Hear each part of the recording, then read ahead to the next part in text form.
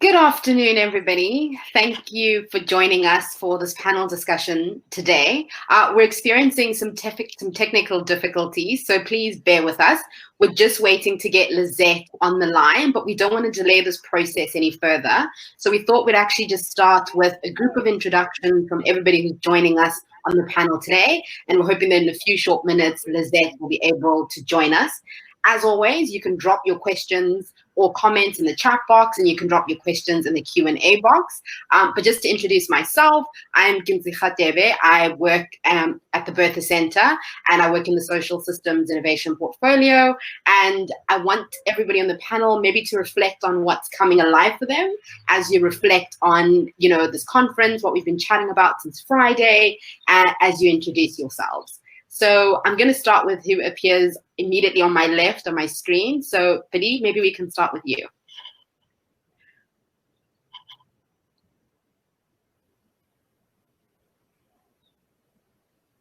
Billy, I don't know if he's... I don't think Billy can hear me. So Tana, please go ahead. Okay. Well, this is my first session at the conference. That's not related to the Dress of Grateful Men, so I've been quite busy with this project. My name is Billy Mayer. I'm out here in Pietermaritzburg. Sorry, Hi, Billy. I have started. Yes. I can hear you. Perfect. I think we're experiencing a bit of a lag with Billy.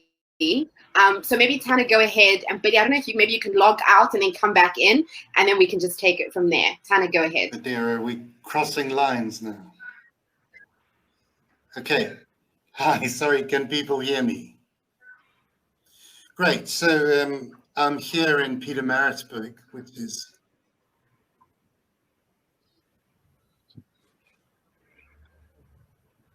Sorry, Billy, I think we're losing you again. I think this session is having a few technical issues.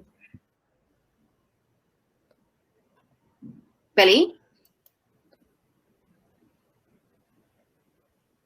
Perhaps if you try switching off your video, that might help with a bit of the time lag. Everybody, if you could just bear with us for a few minutes, we're just going to try and get this sorted before we kick off the panel.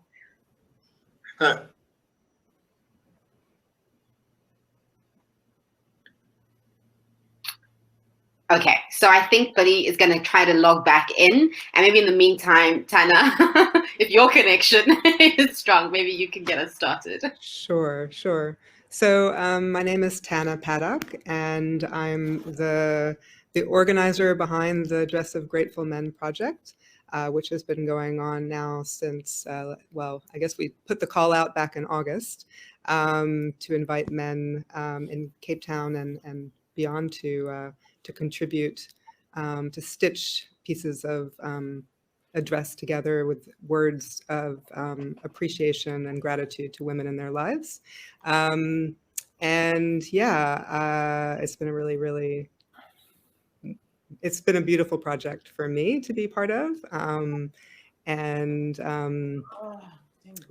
We had an unveiling on Friday evening, which I'm not sure how many people were at the conference were able to attend, but it was live streamed. And so many of the men who stitched pieces of the dress were able to come and see it live. And so, yeah, it's been a really beautiful process. Fantastic. Thank you, Tana. I see we have a few people who've joined us on the call. So just to orientate everybody, we've just started. We're having a few technical difficulties and everybody's just introducing themselves. So Adrian, I wonder if you can go ahead and we can follow with everybody else. Hi, my name is Adrian Simon. I'm from Cape Town. I'm a graphic designer and copywriter. I've been doing that for about 2 years now, and before that I was in retail for a very long time. I've been involved. I got involved with the Dress of Grateful Men project because I felt like I needed to do something as well to get involved with what is happening regarding women's issues around the world. And this is just, and there was always such a thing about how do I get involved and what can I do? Because, I mean, you can't really make, you feel like you're fighting the system all the time. So I just thought I would join this and make a small contribution to a bigger cause. Hopefully the butterfly effect will happen, and then something can change. Thanks, Adrian. Thanks for sharing that. Kolade, I don't know if you can perhaps introduce yourself and share with us what's been inspiring you during this conference.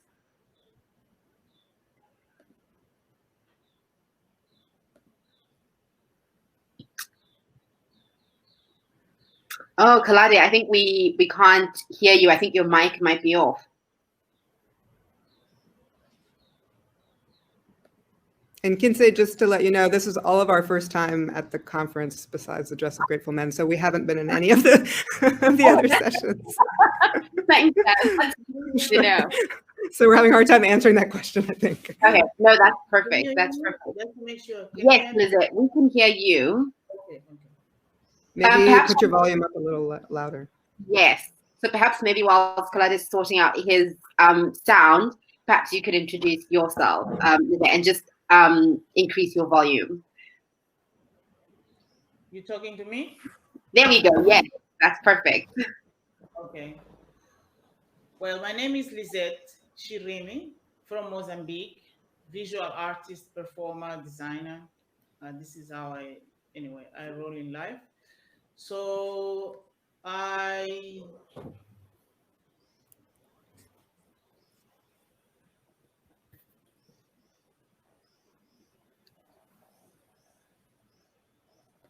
don't know what I have to say about the dress. Should I introduce myself and talk about the dress? Just a brief introduction for now, Lizette. That would be perfect. Okay. So my life, my art is, I do art, and my art is all about the interaction with the public and public issues and public joy, beauty of the universe. So my role is to try to bring joy and love to the universe, because I feel this world is full of pain, and we keep insisting and talking about the problems and talking about solving a problems, but we never make so much effort to make it happen. So for me, this is, I find a way to make it happen, like building images, creating images that is going to be nice visual for somebody. It's going to contribute for healing. It's going to talk to the people and bring people joy. Hi guys, we're honored to be part of PTPB, which is the first organized movement. Sorry, I think we're having a clash with another talk, but I think it's gone, it's faded out. Apologies, continue. Okay. I thought it was something to do with me.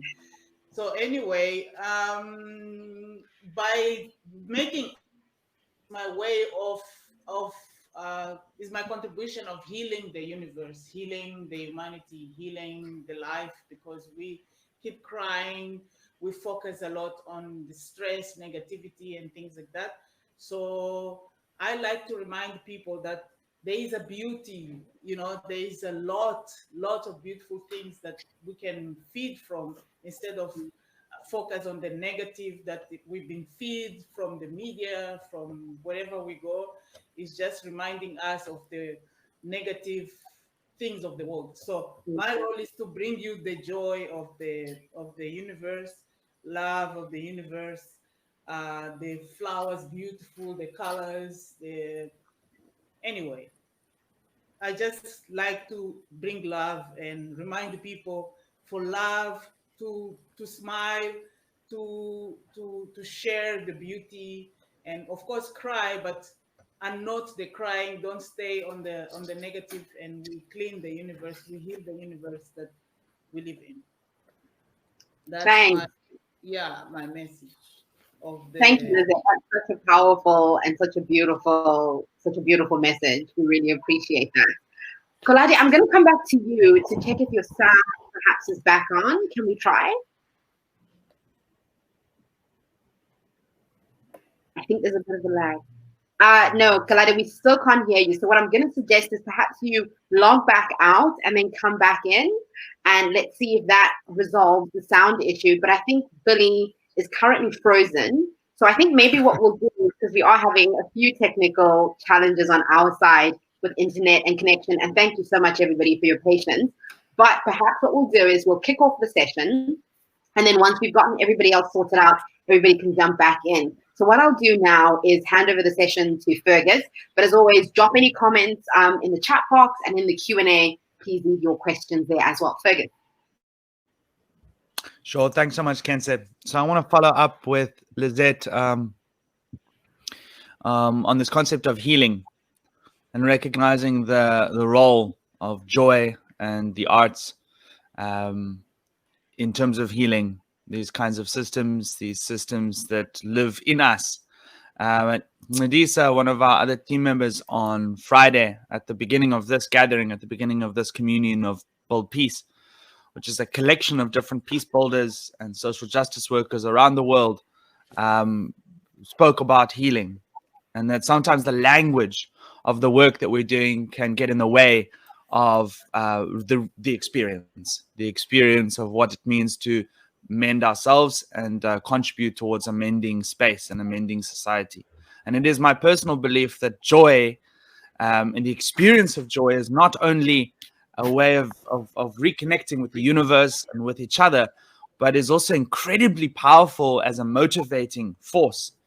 And I guess I want to start with that, and Lizette, sort of invite you to share a little bit more through your lens, through what you believe, through what it is that moves you, on how this came to be, on how this came to be the way it is. The Stitching Brothers grouping together despite physical divides, despite difficulty in connecting people, how this came to be, and why you felt that this was important to take place now.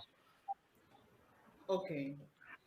First of all, I'll go rewind for my childhood. I was born on this very broken family, and was lots of aggression going on. My father abusing my mother, abusing my stepmother, abusing us as a kids. You know, he used to hit us. You know, he treat us like an army. You know, so I grew up around this pain and looking at this man that is supposed to be our royal model, our safety, our protector. He's the one putting so much aggression on us. You know, it took me time to understand why was he behaving like that. Anyway, so, and in between that, my pain was even stronger because I was in the nest of a different woman, which is my stepmother, and then I was the only dark kid in the family. So I grew up with lots of rejections, aggressivity. Everyone was breathing me. Everyone who wants to throw rubbish comes on me, hit me because I was alone, unprotected. And my father, he did the worst. Instead of protecting me, he rejected me more. And he was like the king of the rejection around all of them. So I grew up inside the shell, crying all my life and didn't believe in life, I didn't see the light. I was always with the head down because I didn't trust myself. I ran away from the sun, blah, blah, blah. But then I grew up with the trauma, lots and lots of trauma, so many trauma from not being with my mother, like trauma from being in the family where everybody looks at me in the negative way. They put me all the negative things. They make me feel bad for being on my skin, all these things. So then I come to the world, all I projected, it was all this fear, all the pain, all the negativity. So I became a victim in life, you know. So because I wasn't confident on my skin, I keep attracting people who abuse me, like men who abuse me and things like that. So I didn't realize, I didn't know why, and my relationships also, it's a man who abused me. because without know, my subconscious, it will always attract my father, which is the first man of my life, is my father. So because he was so aggressive with me, I will always attract a man who is like my father, very aggressive. Anyway, until I come to realize, like, Lizette, you are wounded, you are completely broken, you are sick, you are ill, you need to heal yourself. How do I begin to heal myself? I found my art as a therapy. I'm not educated as an artist, like, in a way. I'm self-taught artist. So I found um, joy when I sit and then I stitch. And the more I draw and I stitch and things like that, I cry, I cry, I cry. It was like cleaning myself. But then the cleansing, it was so strong that I needed so strong cleansing. And then I start to believe, like, you know what? I think I need to have a baby boy in order for me to heal, to begin my healing, which is like, if I have a boy, then I will love this boy. It's gonna be the man of my life, another kind of man of my life. But then I will begin to heal myself by knowing this boy and loving this boy, and then get love from him, like giving and taking love from my son. It was, I believe that was the beginning, because I didn't know men. I didn't know why men is so aggressive. So I generalized. I thought that all the men out there are like aggressive, because it was the first picture of my life. So then having the boy, my healing really started to happen, because then living, my son is 13 years old now. We get along very well. He's a very sensitive soul. He's a very loving soul, very gentle soul. So he helped me, and then I decided to stay quiet, not having any boyfriend or anything, to begin to heal my body, be happy with my body, love myself first, and put in for myself first before I look out to attract, to find a man or partner. Anyway, so then this dress, it comes across very well, because it didn't come initially from me. It came from Omar, which is a friend of Tana, or Tana's partner, that I met in this talk that I had. And when we spoke about the stitching group, he showed the interest of being part of the group. But then for me, I wasn't not ready to have him on the group of the women, because it was a healing that I needed to do between me and the woman, which is my mother. My mother, she passed away on my birthday, and I was very wounded. I was grieving, and Tana, she came across to help me with the stitching sisters, to help me to heal. And then but the idea of having a man to stitch and join us to stitch is sticked a lot, especially on the Tana's mind, And then she came to me when you guys approached us to be part of this conference. She came to me and she asked, Lizette, this idea of men stitching together, it does appealing a lot to me. It sticks on my mind and things like that.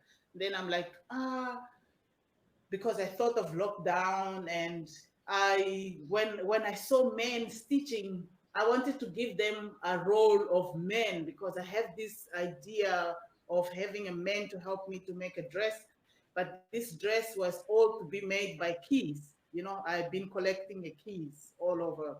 So I have a bunch of keys, and I want to make a dress with those keys. So I thought, okay, if I have men on my studio, I want them to do this. So, but then Tana, she said, it would be nice to have them stitching and things like that. And then I come to realize that, yeah, this is really a good idea. Because if we want to heal a man, we want to heal our pain that we get from men, all this violence and things like that, gender-based issues, problems. And if we do really want them to heal, it's a good idea to give them this, to take them out of their comfort zone and give them a needle for them to stitch and stitch a positive message for the women of their life.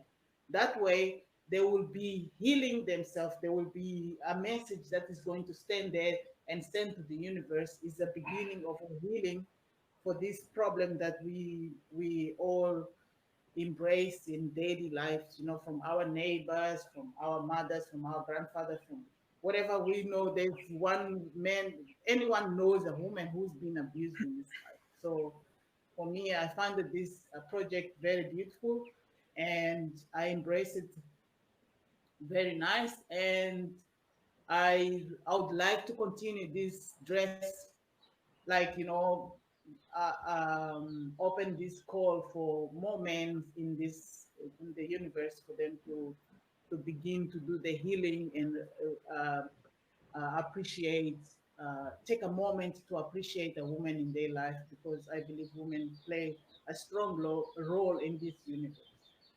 You know, this is my message.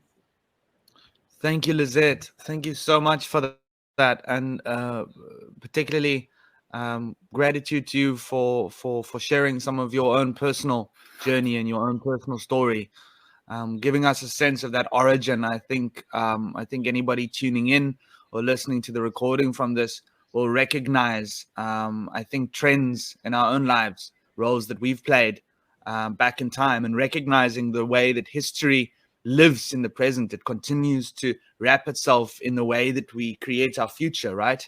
Similarly to the experience of weaving, the way it weaves into our narratives and our way that we create our world. And that, of course, ripples out into the broader social spaces we are a part of. But I want to recognize that, as we know, there've been a collection of technical difficulties along the way. I'm wondering, Billy and Kolade, if your sound has resolved, and if either of you want to just give us a quick intro, your name, where you're coming from, a little bit about your story, and then what's come alive for you in this process, particularly during this conclusion over the weekend, the Dress of Grateful Men process.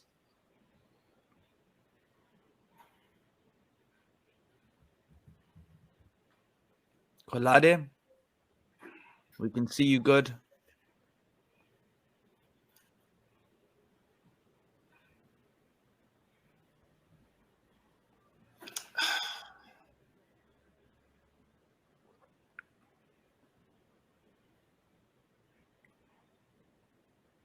Hi.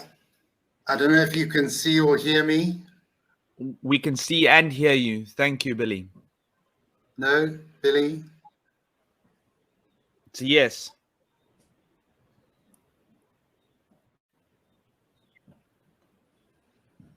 Loud and clear.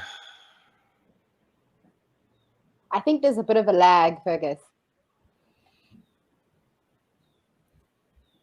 I think that may be a good. Can anybody assessment. see or hear me? Both see and hear you, Billy.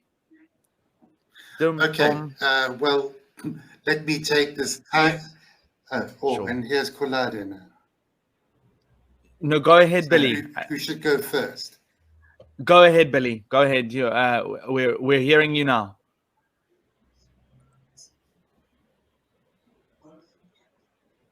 Okay, great. Right, let me try this. Okay, so now my name is Billy Mayer. I come from Pietermaritzburg. Okay, I come. Great, I come from Pietermaritzburg.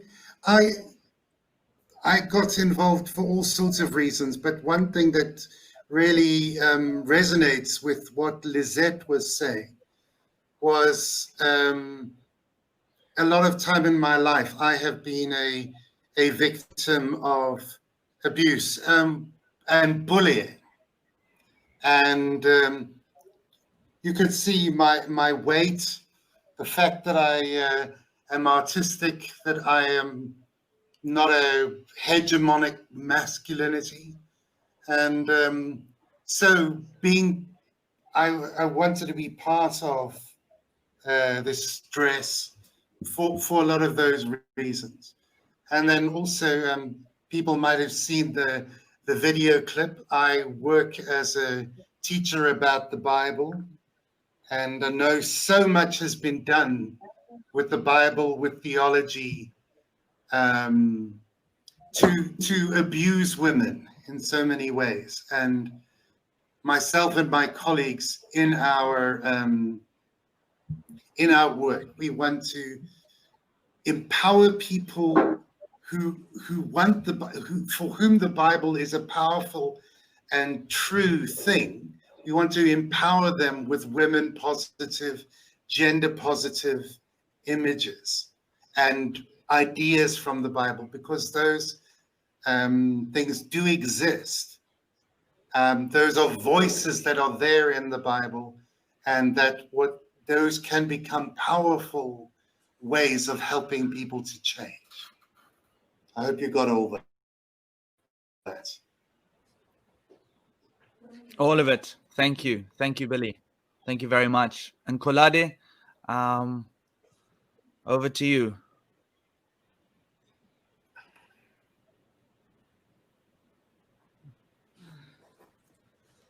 It's cold. It is. Did people get any of that? We got you, Billy. Kolade. Great. I think we're still.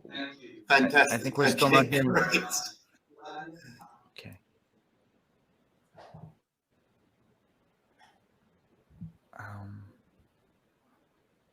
Kolade. I'm not sure what it is, but I think the input. Yeah, exactly. The input isn't coming through to us.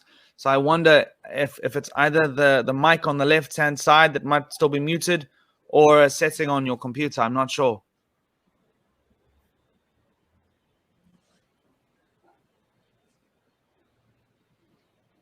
Okay, so I think what I'm going to suggest is perhaps if Khensa, perhaps you could go offline for a moment, or at least just muted, and maybe call Kolade and just assist with wherever there may be technical details that are missing. Is that okay, Khensa? All right. Thank you. And then Tana, if you could just pass the relevant tell details. I don't have Khensa's number. No, you can just. No. I know you can pop you. it to me. I'll pass it on. Yeah. All right. Sorry about that, Kolade. So, moving on from this the theme of trauma and the way that it persists, recognizing that actually throughout these 3 days, there've been many workshops concerning embodiment, concerning different modalities, dance, and embodiment techniques that go a long way in helping us to unwrap our own personal traumas. And I think there's there've also been a collection of messages coming out of some of the keynotes, certainly many of the short talks, that have been about a readiness to explore different ways of trying to understand our personal responsibility and individual role in perpetuating certain systems of trauma, certain systems of injustice, and indeed that ultimately it comes to this recognition that these words are not concepts, they're not abstract, they live in our bodies. And to that extent, I'd like to invite any of the brothers who are currently on the call and are not having technical difficulties, and or Tana or Lizette, to just comment a little more about the role of embodiment of practice in unwrapping these traumas and how that relates to our broader social fields. I would love to comment on that. Can you hear me? Okay. Yes, perfectly.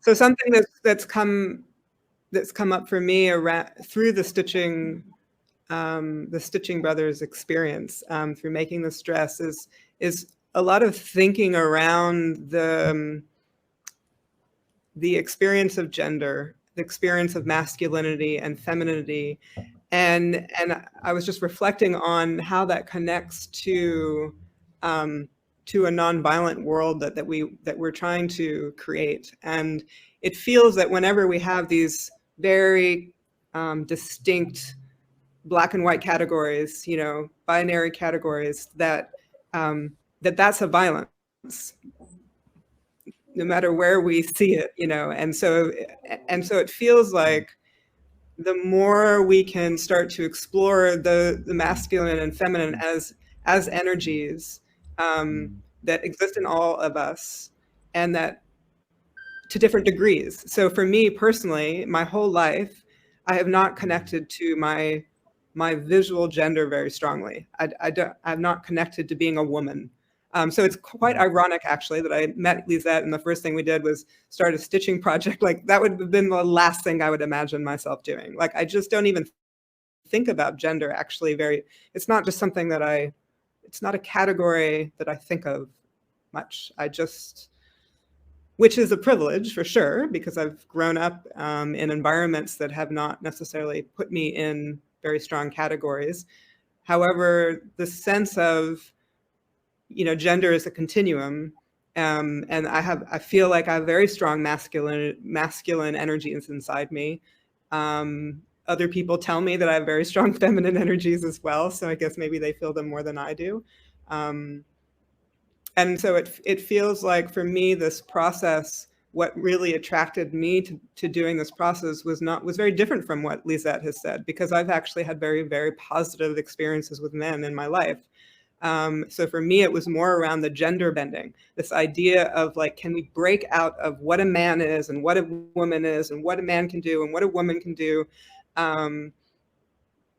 Because that does feel like a violence to me, and my ability to move in the world as a human in many different ways. And so, yeah, I would love to hear other people's thoughts around that. Like, how do you see the relationship between the categories of masculine and feminine and man and woman relating to our ability to create a more peaceful world?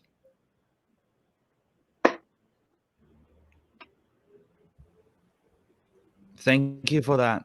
Lizette, yeah. Yes, for me, it's like I see as very important. It's very important that we should do, especially where I come from.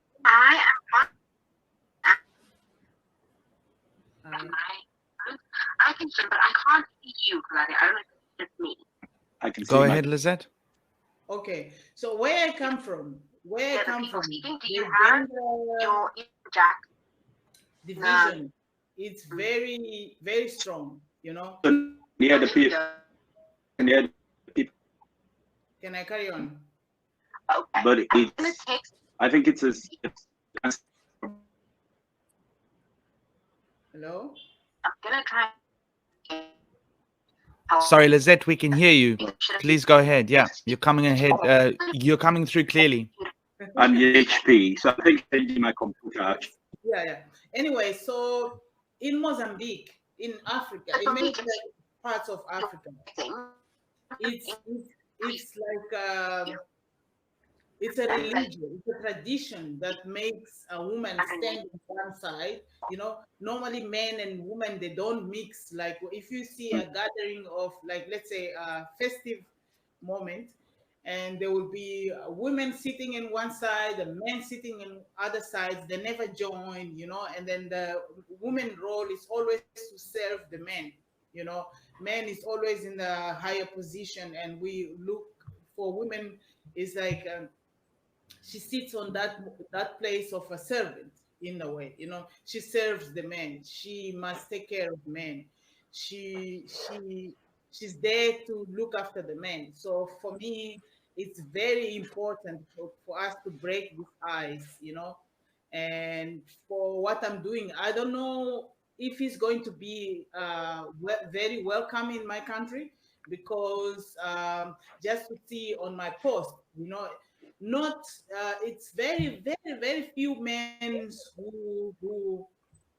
who applaud the project, it's more women that they manifest. Lots of women manifested, I like this project, and I can still feel the tension of the men, in it's almost like insult, asking a man to come to the kitchen, asking a man to come to stitch. This is kind of insult, so it's still a big strong taboo, and that we need to break. So it's very important, and I appreciate that this project begin in Cape Town, and then many men show interest.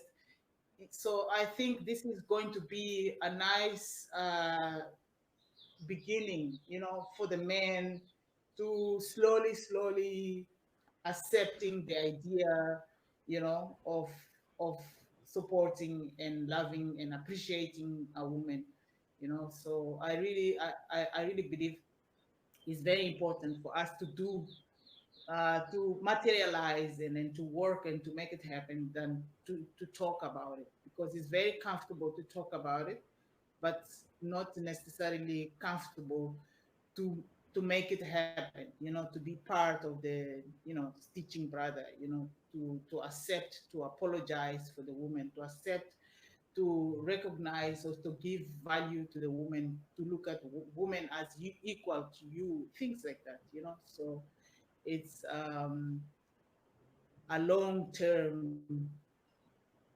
process. I believe it's a long-term process.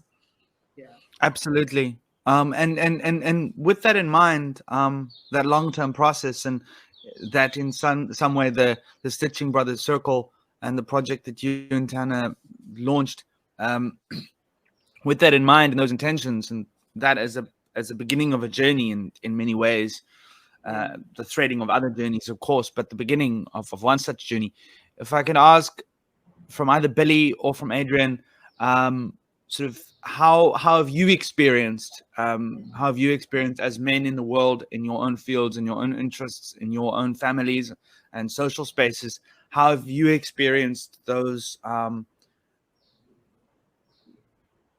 any moments or anecdotes or memories during this process that have really been maybe examples of that gratitude or that appreciation or that healing taking place in your own lives? If you've got any you need to share, I'd invite that.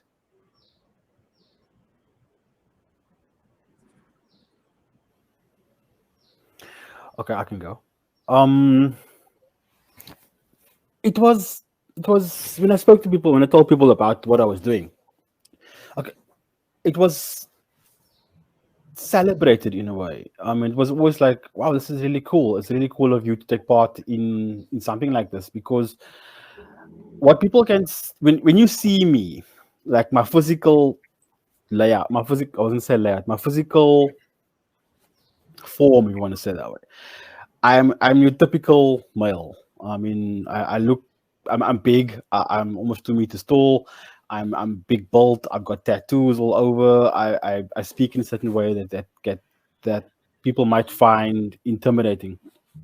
But I don't believe, personally, I don't believe in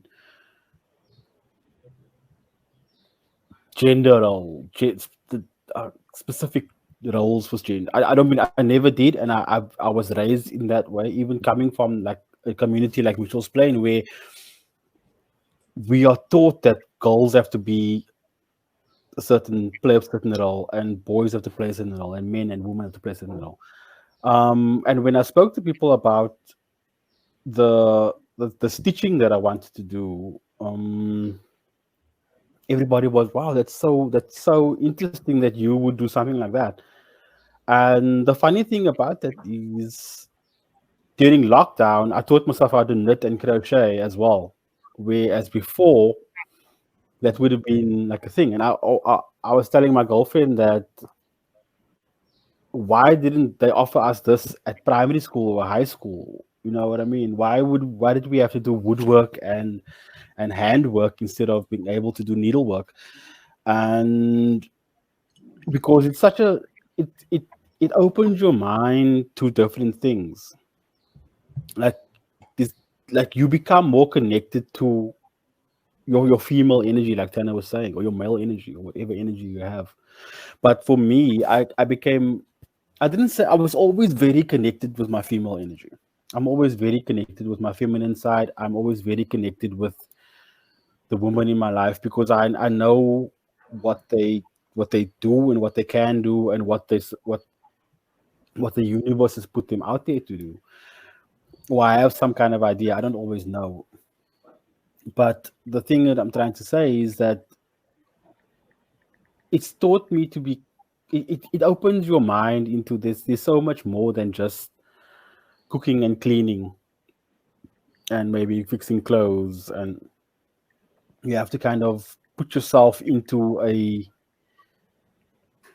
different mindset to appreciate what women do in our world. And it's not always shown, it's not always portrayed in a positive light. It's always, and also the other way around. Like if I would tell, let's say 20-30 years ago, if we were to talk about a male taking part in, I don't even like to use the word male, a man taking part in a stitching or knitting or something, or a project that is generally seen to be a woman's role or job or something, it would be frowned upon. It would be asked, like, why are you doing this? You're not, you're a man. It doesn't make any sense. Why would you do this? And what sparked some joy for me during this project was that people actually appreciated the fact that I was taking part in it. And I think it opened the door to many other people saying, like, here's this guy, looks typical male.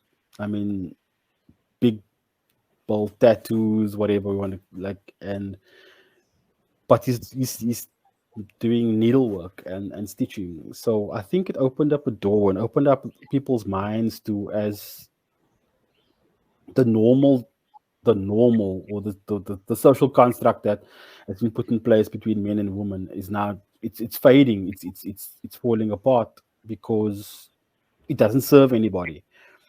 It polarizes people, it polarizes communities, and it polarizes individuals. So I think this project was what we wanted. It's a starting point, like Lizette was saying. It's a starting point to building a better world. Hopefully, I spoke to somebody the other day about the butterfly effect, and they were saying that, how do you think it can work? Because it's art. But if we're going to go back to the conversation of art imitates life or life imitates art, or where's the discourse between the two, I don't know. But somebody's going to see it and they'll be like, wow, men made this dress, or men contributed to making this dress. Maybe there's something in there. I don't know. So for me, that was one of the biggest things to join this project. And also my mother's name is Lizette, which is kind of cool. So it was kind of a positive thing as well, because I mean, my mom is one of my role models. I mean, she's always taught me that when I started dating, when I started going out with women and dating girls and whatever, and she always used to tell me that you are not dating a housekeeper, you're not dating a cook, you're not dating a chef or a cleaner or somebody to mend your clothes. We're having a partner, you're dating a partner, and you have to do things together to achieve a certain goal. And I thought that kind of stuck to me throughout my life, because I believe that you can do anything with somebody, or you can do anything alone, but the roles are not defined. That's my main belief. The roles are not defined in what you do and how you do it.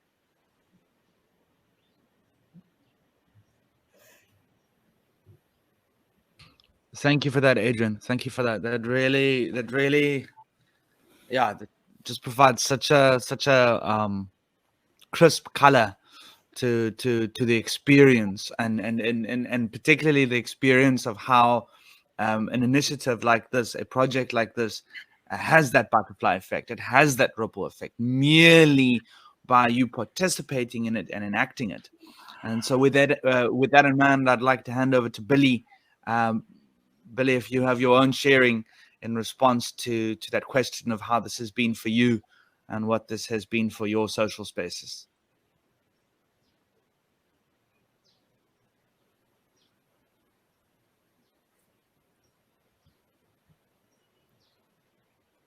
Billy, do you hear us?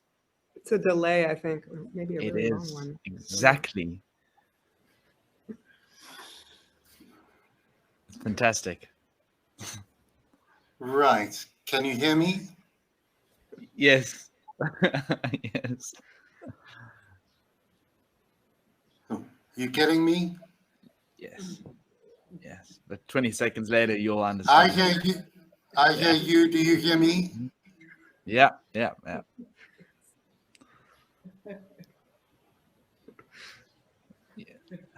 Okay. Okay, Wow. can you hear me? Can I have a thumbs up? Yeah. But Okay, great. So I'll try. So, I mean, it's quite interesting working in academia. A lot of academics, especially in South Africa, are very white, very gray.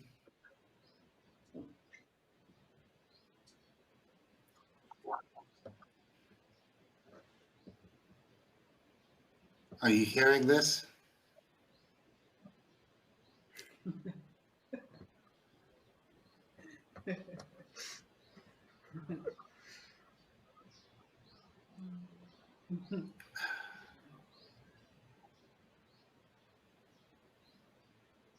Is there anybody out there? Yes, we hear.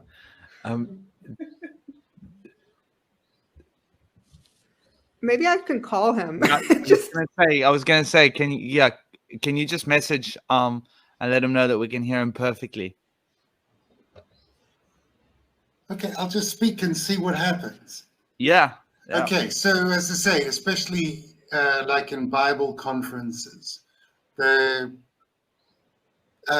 people there are generally very old, very white, very gray. And so what I do is I come in, I wear color, I wear African clothes, I bring my knitting, and that's how I embody creativity, challenging masculinity.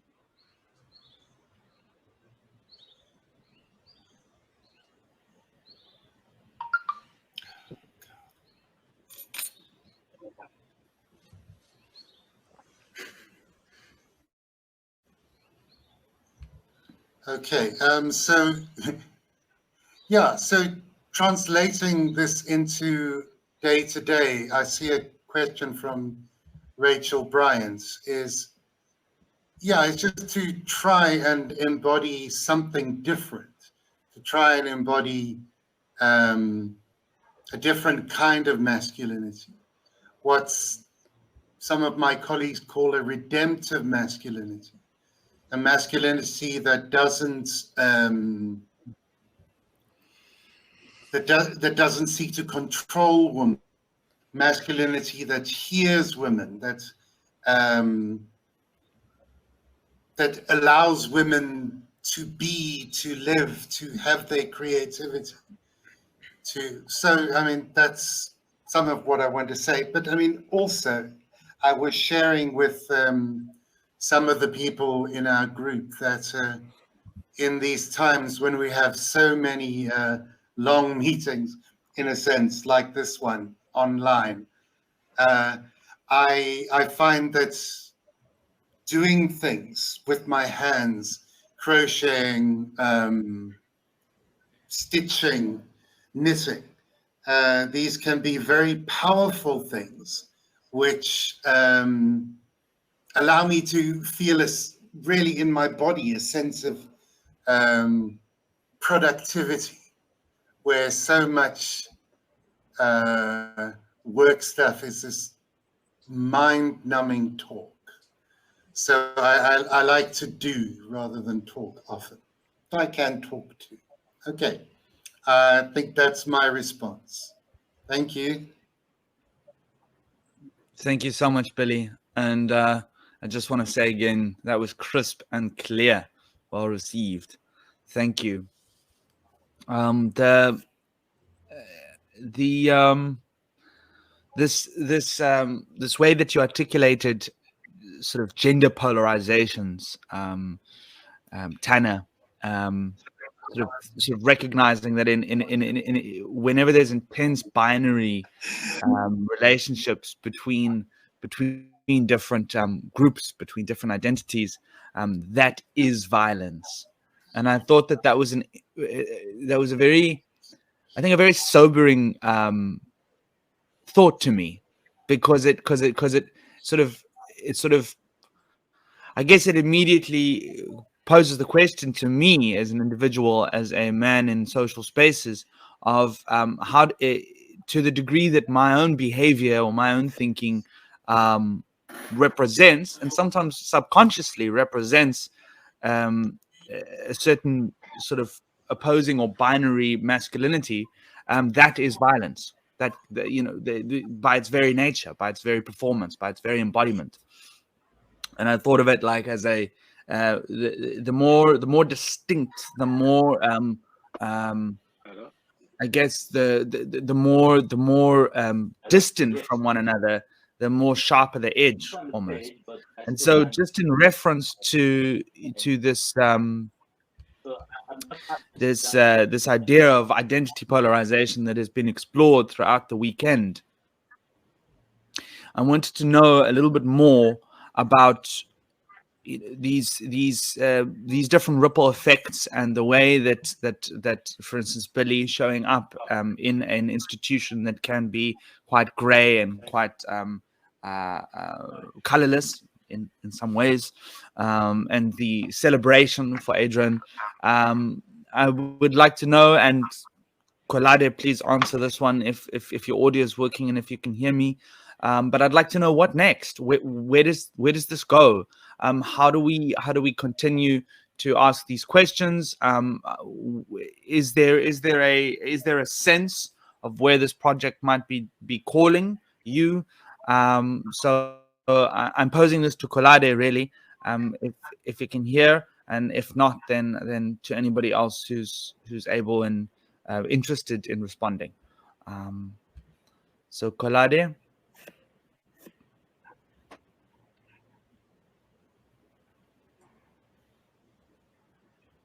Can you hear us, Kolade?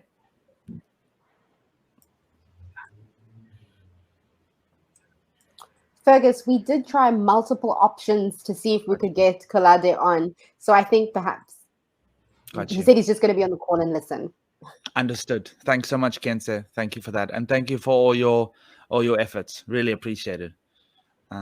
This is tricky, but at the very same time, it's good to see everybody. So then I'm going to pass this back to Lizette or to Tana, and maybe Lizette, really, with recognition of the incredible butterfly effect and ripples that this project, that this learning and unlearning has represented for all of the Stitching Brothers. What do you feel is calling for in terms of the continuation of this project, and what does that mean for you and your own personal healing process that is being represented in the sharing? Well, this definitely calls for the healing, calls for the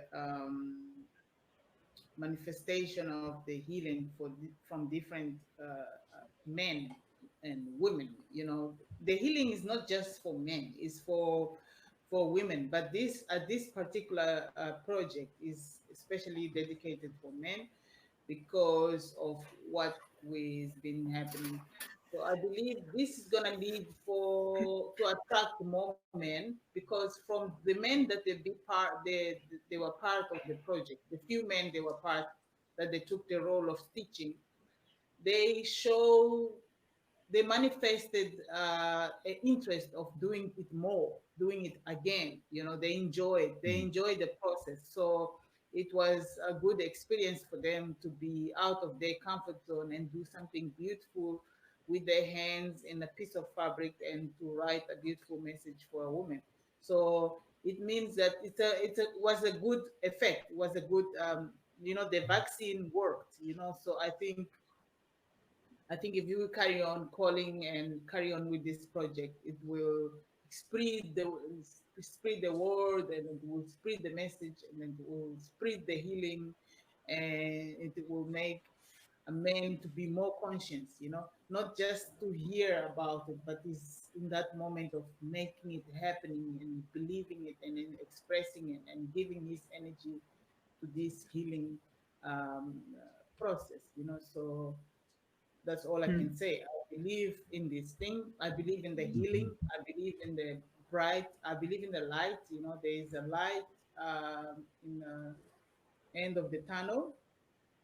Many men are conscious, and they against the violence. And I believe if more and more and more and more come to the board, they will be attracting even those the bigger resistance, or the violators, or whatever. So I am positive about that.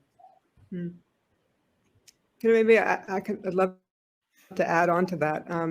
So one of the things that's been really frustrating to me in the larger dialogue of dealing with all sorts of issues around even around poverty, there's been sort of a giving up on men in many, say, the development space of like, we're going to pour all our money to helping women. Men are gambling it away. Men are this, men are that, and it just always struck me that, yes, those are the behaviors that are happening. But actually, if we put all of our energy towards women, we're actually ignoring the issue, which is the issue is the social construction of masculinity. And these men, even though their behaviors might be despicable in terms of abuse or whatever violence, there's something broken there, and we have to put attention to that. We have to heal that. And so for me, Adrian was saying that like he felt like this is a project where he could actually do something. And to me, that's where men can do something, because you feel helpless, like, how do I help the women? Well, actually helping by embodying a different way of being a man, by experimenting with what masculinity is and opening it up. And that is, to me, the most powerful thing you can do to help women, actually, versus looking at the women and how it's not that you can't be supportive of women and do all that, but I feel like that missing piece is actually, and in some sense it might be counterintuitive. It's like, well, you want to help men to help women, but it's not helping men. It's like the masculinity. How do we heal masculinity? And you hear all sorts of things about the toxic masculinity, okay, but can we hear more? Like Lizette, you always say, like, let's look at the light. Let's not just keep looking at the darkness. Negative, Right, the negativity. It's like, well, there's light, there's beautiful ways of manifesting masculinity, and so for me, this project highlights a beautiful way of masculinity being surfaced and being highlighted. And that's the butterfly effect to me, because other men are seeing this, and even women. The number of women that have texted me to say that they're just crying when they watch the video. I don't know if everyone in this panel has watched the short video. It's in our on our exhibition booth. But like, people are literally like, almost every woman was just like, I was just crying. Like, it was so beautiful. It's so touching to see so many men stitching and doing something like that. So, and even like the breaking boundaries, like, we say that men don't stitch, but actually that men are tailors. There's many men around the world that are tailors. So it's, where do they stitch? They don't stitch in the house. They stitch in like chefs. There are many people that cook. They just are professionalized cooks. They don't cook in the house, So it's all like, it's so constructed, and we have the power to shift that. It's up to us. So yeah, for me, that's the real power of this project.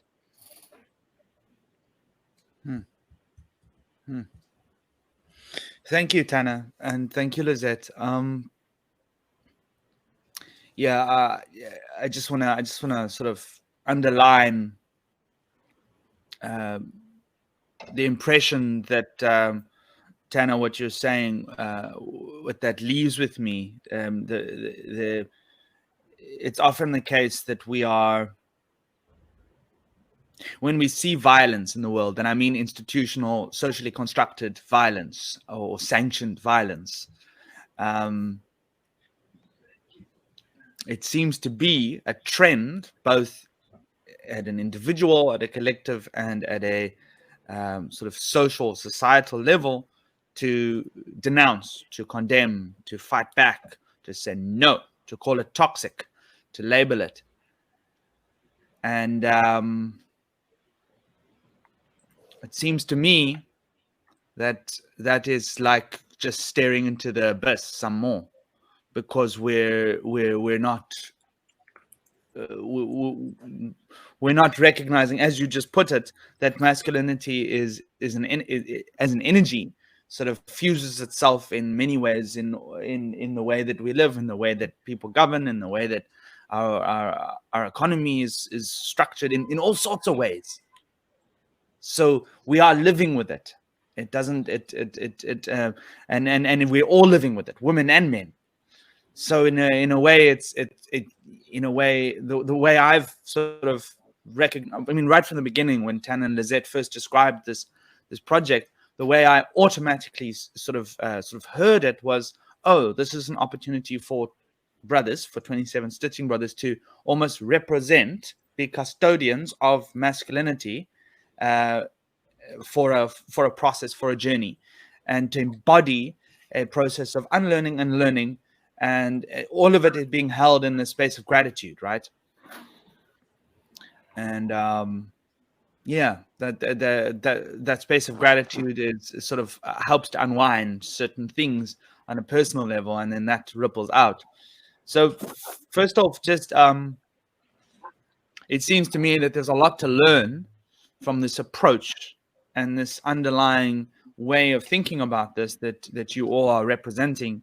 It seems to me that there's a lot to learn about the how of this approach with other identity polarizing sort of spaces and workshops. It's not just the gender, the masculine, feminine, or the gender space, but also from the perspective of certain ethnic, racial, and other identity-oriented conflicts and struggles and institutional stresses from this project, and from the underlying sort of recognition of healing, of the need for healing, and the recognition of trauma that lives with us in the present. And so thank you for recognizing that and being able to describe it so, I think, so artfully. To lead off with Tana mentioning the booth, there will be a short video summarization of the opening event, as well as a selection of interviews with some of the other brothers who haven't made it onto this call or were having technical difficulties, and that will be in the exhibition booth.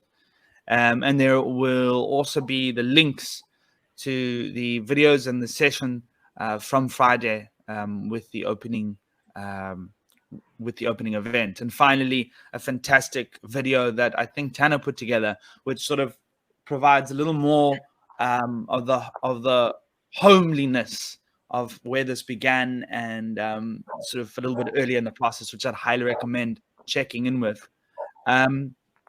And so with that as a sort of next step for those listening in who would like to find out more, I'd like to offer just with our final 10 minutes or so, if each of us might have any further reflections to close with, invitations to those listening or to those who will listen to this recording, a challenge, an invitation, as a closing checking out.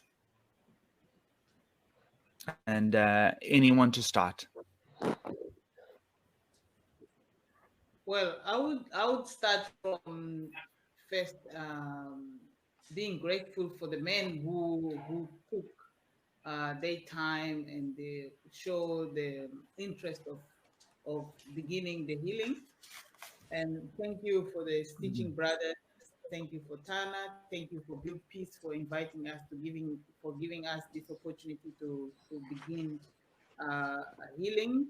And I would like also to invite men around the globe, you know, to come and please come and show your beauty, show your expression of love, your right, show us what you have as a great food for women in your life.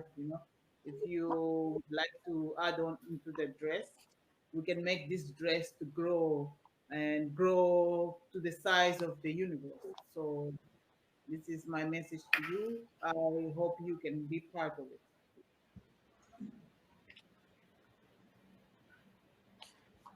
That's all. Thank you, Lizette. Can I hand over to Khensa actually quickly, also to maybe use the opportunity of a sort of checkout of sorts to also share the question that you had posted in the Q&A section, if that's all right. My sense is that question is relevant to anybody listening and not just those on the call.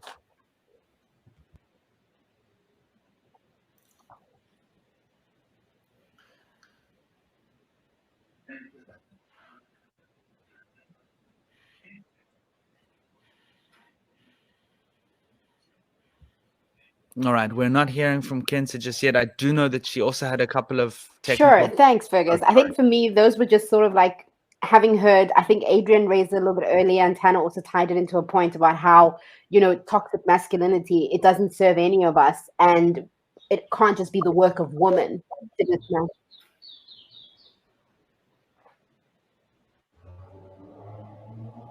Fergus? Yes, I can hear you. We can hear you, Khensa. Yeah, we can hear you good. I don't think you can hear me. We can. We can. We can hear you. Oh, okay, fantastic.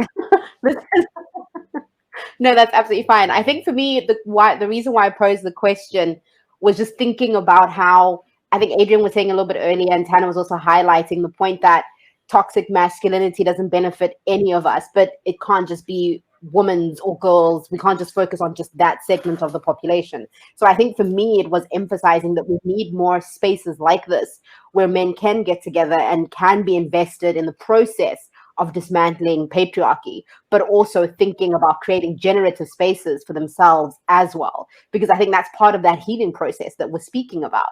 And I think for me, what I appreciate about this project, apart from obviously turning our stereotypes around gender norms and, who performs this kind of labor on its head, is that it creates and gives men the space to think deeply about their role in society at a micro level, but also at a macro level. But I'll leave it at that.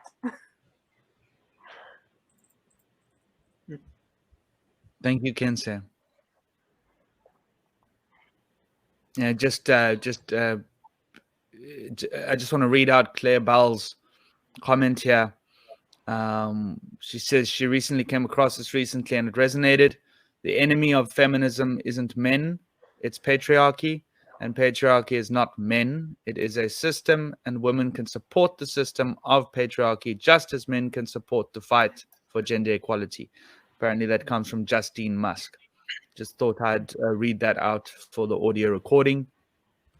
And yeah, over to you, Tana, if you were about to share. So we're just sharing closing thoughts. Yeah, just closing thoughts, closing remarks, invitations to the listeners.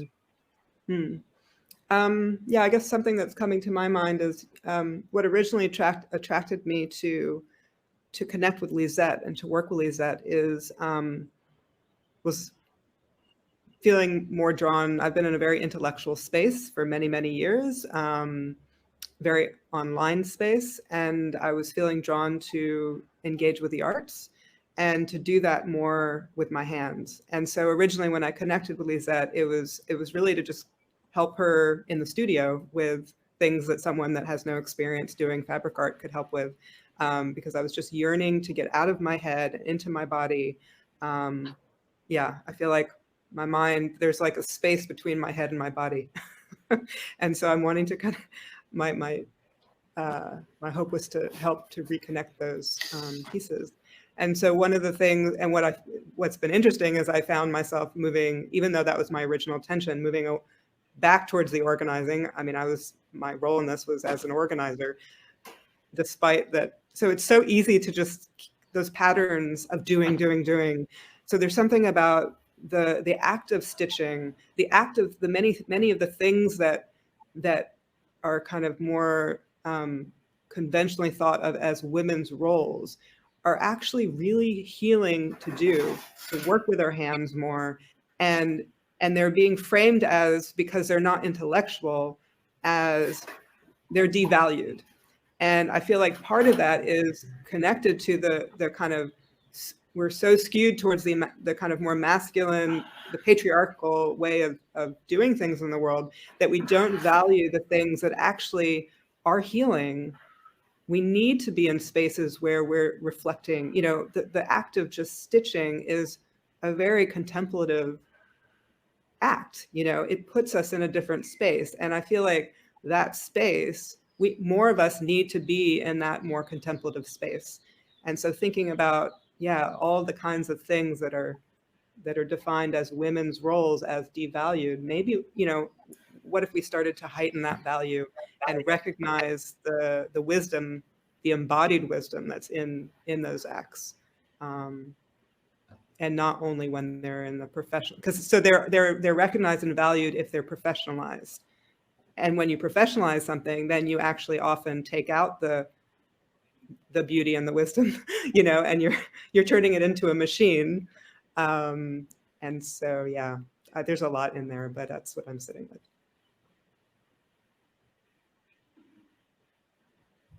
Thank you, Tana. I think I completely resonate with that. And that's a powerful insight as far as the larger mental models and attitudes go that we just take for granted. Even just the professionalization of certain industries and sectors, and when we talk about education and education equality, we quickly jump to physics, science, and maths. Fine, good, but that's what we jump to. If we want progress and development, maths and science. If we want progress and development, we need doctors, lawyers, and more engineers. That. Uh-oh. We didn't lose our moderator now. I think we might have just lost him. Tana, I don't know if you guys can hear me. Yes. Yeah, we can. Okay, fantastic. So I think maybe, Adrian, I don't know if you've got anything to share before we close off. I think we've got about 5 minutes left before the session ends. Well, I would like to close off by saying that the social constructs has to be broken on grassroots level. We have to teach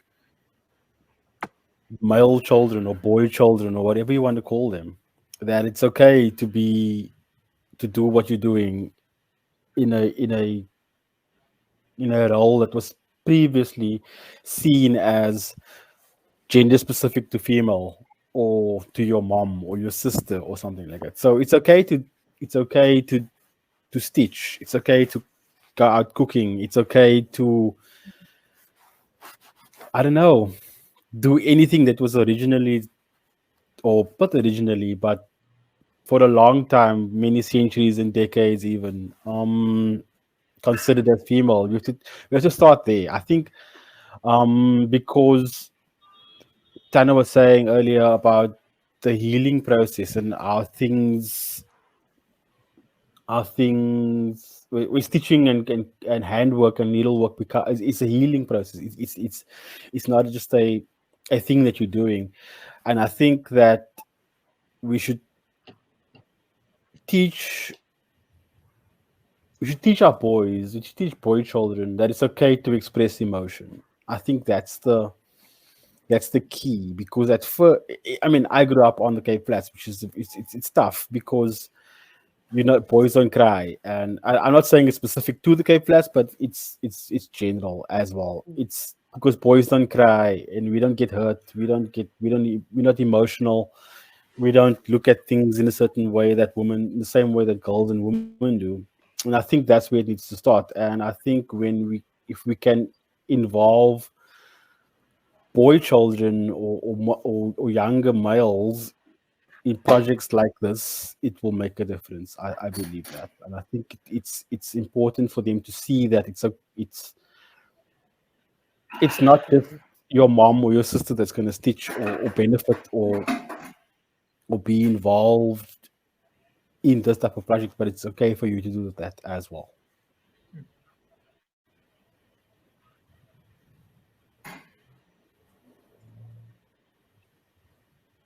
Khensa?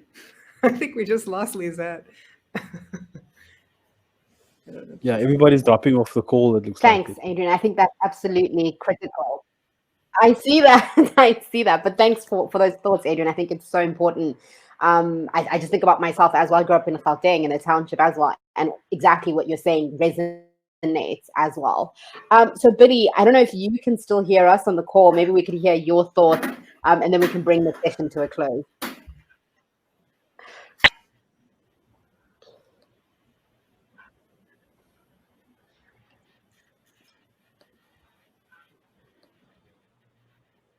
I don't know if anybody else can hear Billy or if it's just my connection. He hasn't started talking yet, but he usually does. After a little lag. Okay. Great. Right. I'm going to presume that you're hearing me, and I'm just going to speak because I don't know what's happening. Yeah. What I am primarily, I think, is a teacher. And as a teacher, I try to be very caring and nurturing and building. Okay, so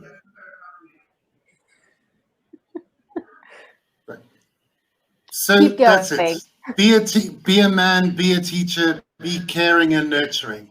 That's what I'm going to end with. Oh. Thank you, Billy. I think we've also just lost Adrian and we lost Lizette as well. Fergus, I see that you're back, but I just wanted to thank everybody, to thank our panel. Okay, no, I think I've done. I think I've done there. Yeah.